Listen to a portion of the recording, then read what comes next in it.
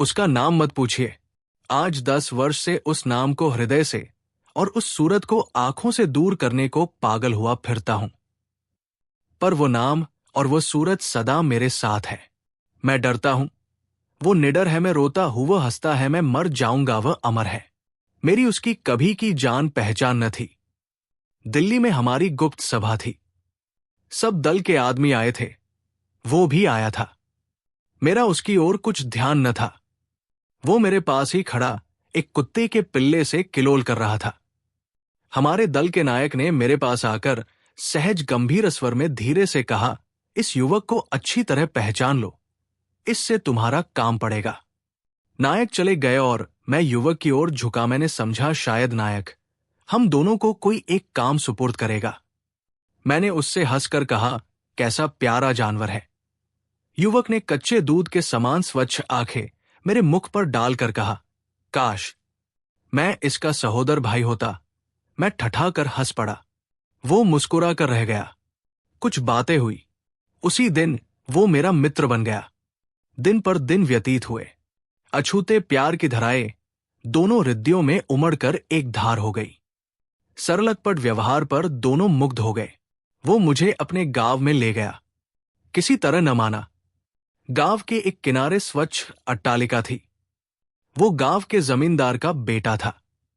इकलौता बेटा था। हृदय और सूरत का एक सा। उसकी मां ने 2 दिन में ही मुझे बेटा कहना शुरू कर दिया। अपने होश के दिनों में मैंने वहां 7 दिन माता का स्नेह पाया। फिर चला आया। अब तो बिना उसके मन न लगता था। दोनों के प्राण दोनों में अटक रहे थे।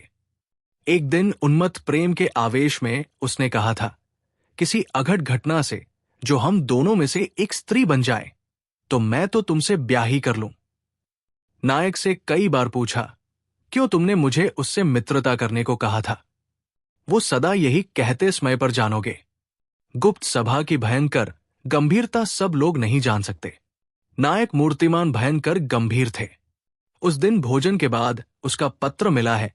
वो मेरी पॉकेट में अब भी धरा है, पर किसी को दिखाऊंगा नहीं। उसे देखकर 2 सांस सुख से ले लेता हूं। आंसू बहाकर हल्का हो जाता है। किसी पुराने रोगी को जैसे कोई दवाई खुराक बन जाती है, मेरी वेदना को भी ये चिट्ठी खुराक बन गई है। चिट्ठी पढ़ भी न पाया था। नायक ने बुलाया। मैं सामने सरल स्वभाव खड़ा हो गया। 12 प्रधान हाजिर थे। सन्नाटा भीषण सत्य की तस्वीर खींच रहा था। मैं एक ही मिनट में गंभीर और दृढ़ हो गया। नायक की मर्म भेदनी दृष्टि में नेत्रों में गड़ गई जैसे तप्त लोहे के तीर आंख में घुस गए हों। मैं पलक मारना भूल गया, मानो नेत्र में आग लग गई हो। 5 मिनट बीत गए। नायक ने गंभीर वाणी से कहा, सावधान। क्या तुम तैयार हो? मैं सचमुच तैयार था। मैं चौंका नहीं। आखिर मैं उसी सभा का परीक्षार्थी सभ्य था। मैंने नियमानुसार सिर झुका दिया। गीता की रक्तवर्ण रेशमी पोथी धीरे से मेज पर रख दी गई। नियम पूर्वक मैंने दोनों हाथों से उठाकर उसे सिर पर चढ़ा ली। नायक ने मेरे हाथ से पुस्तक ले ली। क्षण भर सन्नाटा रहा। नायक ने एकाएक उसका नाम लिया और क्षण भर में 6 नली पिस्तौल मेज पर रख दी। वो 6 अक्षरों का शब्द उस पिस्तौल की 6 गोलियों की तरह मस्तक में घुस गया। पर मैं कंपित न हुआ। प्रश्न करने और कारण पूछने का निषेध था। नियम पूर्वक मैंने पिस्तौल उठाकर छाती पर रखी और स्थान से हटा। तत्क्षण मैंने यात्रा की। वो स्टेशन पर हाजिर था। अपने पत्र और मेरे प्रेम पर इतना भरोसा उसे था। देखते ही लिपट गया। घर गए 4 दिन रहे। वो क्या कहता है, क्या करता है, मैं देख सुन नहीं सकता था। शरीर सुन्न हो गया था, आत्मा दृढ़ थी, हृदय धड़क रहा था, पर विचार स्थिर थे। चौथे दिन प्रातःकाल जलपान करके हम स्टेशन पर चले। तांगा नहीं लिया। जंगल में घूमते जाने का विचार था। काव्यों की बढ़-बढ़ कर आलोचना होती चलती थी। उस मस्ती में वो मेरे मन की उद्विग्नता भी न देख सका। धूप और खिली, पसीने बह चले। मैंने कहा, चलो कहीं छाव में बैठे। घनी कुंज सामने थी। वही गए। बैठते ही जेब से 2 अमरूद निकालकर उसने कहा, सिर्फ 2 ही पके थे, घर के बगीचे के है ही बैठकर खाने के लिए लाया था, एक तुम्हारा एक मेरा। मैंने चुपचाप अमरूद लिया और खाया। एकाएक मैं उठ खड़ा हुआ। वो आधा अमरूद खा चुका था। उसका ध्यान उसी के स्वाद में था। मैंने धीरे से पिस्तौल निकाली, घोड़ा चढ़ाया और कंपित स्वर में उसका नाम लेकर कहा, अमरूद फेंक दो और भगवान का नाम लो, मैं तुम्हें गोली मारता हूं। उसे विश्वास न हुआ। उसने कहा, बहुत ठीक, पर इसे खा तो लेने दो। मेरा धैर्य छूट रहा था। मैंने दबे कंठ से कहा, अच्छा खा लो। खाकर वो खड़ा हो गया।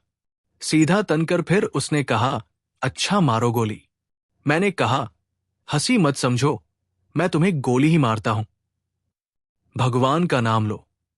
उसने हंसी में ही भगवान का नाम लिया और फिर वो नकली गंभीरता से खड़ा हो गया। मैंने एक हाथ से अपनी छाती दबाकर कहा, ईश्वर की सौगंध, हंसी मत समझो, मैं तुम्हें गोली मारता हूं। मेरी आंखों में वही कच्चे दूध के समान स्वच्छ आंखें मिलाकर उसने कहा, मारो।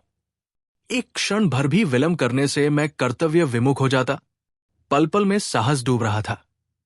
दनादन 2 शब्द गूंज उठे व कटे, वृक्ष की तरह गिर पड़ा। दोनों गोली छाती को पार कर गई। मैं भागा नहीं। भय से इधर उधर मैंने देखा भी नहीं, रोया भी नहीं। मैंने उसे गोद में उठाया, मुंह की धूल पोंछी, रक्त साफ किया। आंखों में इतनी ही देर में कुछ का कुछ हो गया था। देर तक के लिए बैठा रहा, जैसे मां सोते बच्चे को जागने के भय से लिए निश्चल बैठी रहती है। फिर मैं उठा, ईंधन चुनाचिता बनाई और जलाई। अंत तक वही बैठा रहा। 12 प्रधान हाजिर थे। उसी स्थान पर जाकर मैं खड़ा हुआ। नायक ने नीरव हाथ बढ़ाकर पिस्तौल मांगो। पिस्तौल दे दी। कार्य सिद्धि का संकेत संपूर्ण हुआ। नायक ने खड़े होकर वैसे ही गंभीर स्वर में कहा, 13वें प्रधान की कुर्सी हम तुम्हें देते हैं। मैंने कहा, 13वें प्रधान की हैसियत से मैं पूछता हूं कि उसका अपराध मुझे बताया जाए। नायक ने नम्रता पूर्वक जवाब दिया, यह हमारे हत्या संबंधी षड्यंत्रों का विरोधी था। हमें उस पर सरकारी मुखबिर होने का संदेह था। मैं कुछ कहने योग्य न रहा।